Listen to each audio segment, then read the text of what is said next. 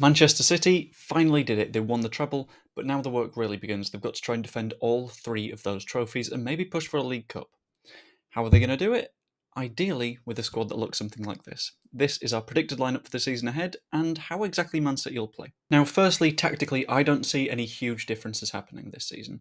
Pep Guardiola has come across a system that really works, using 3 centre-backs and then 2 sort of holding midfielders behind a bank of 4 attacking midfielders and a centre-forward.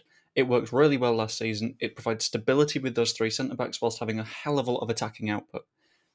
I wouldn't replace any of it, to be honest, and he's already got a squad that suits it. That is a squad that starts in goal with Ederson, who is still incredibly good with his feet. His shot stopping maybe isn't at the tier of like Alisson, but he's completely irreplaceable. He's effectively a midfielder that you chucked in net and taught how to save shots. That is a must in any Pep Guardiola system because passing is everything, and if you can do it, then the entire team can do it.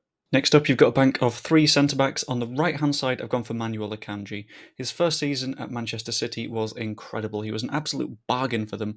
I've got no idea how they got them that cheap, but he was a solid defender for the entire season. In the middle, Ruben Dias is completely irreplaceable. He is an absolute rock. He's going to play repeatedly unless he gets injured. On the left-hand side, this is where a potentially controversial one comes in. I'm sticking with Nathan Ake.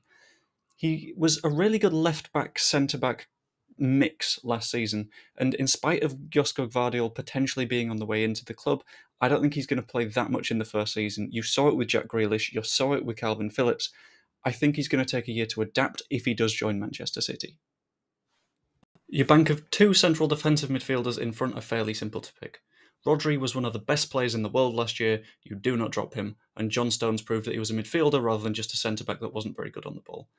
That's a change that is going to seem permanent. Occasionally you'll see like a Calvin Phillips popping into that role, but it's going to happen. Your 2 central attacking midfielders see Man City probably starting with Kovacic on one side and then Phil Foden on the other.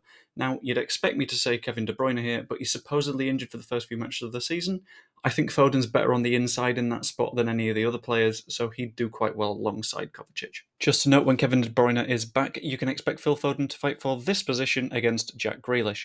Grealish had an incredible season last year, in spite of the year before looking a little bit lacklustre and mediocre for him. Again, it's the Pep style. You take a year to get used to it, and then you have another year of being excellent. On the opposite flank, you can expect to see right winger Bernardo Silva. Whilst Julian Alvarez can play here, Silva did so last year a hell of a lot, and to great effect. He was a big part of Man City's success. I don't see him being dropped in spite of the fact that he nearly left earlier this year.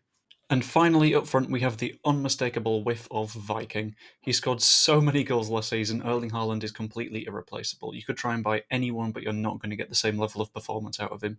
He fitted into the team a lot better than a lot of people thought. People expected a pure finisher, and his playmaking was off the scale as well as his shooting. Haaland is the jewel in this crown, and I think he can take them to even more trophies this season. Ultimately, I think when it comes to defending a treble, it's almost impossible to do, but if any squad's going to do it, it's going to be this one, because there's just so much talent throughout it. Let me know what you think in the comments below, subscribe if you enjoyed the video, and drop a like. See you later.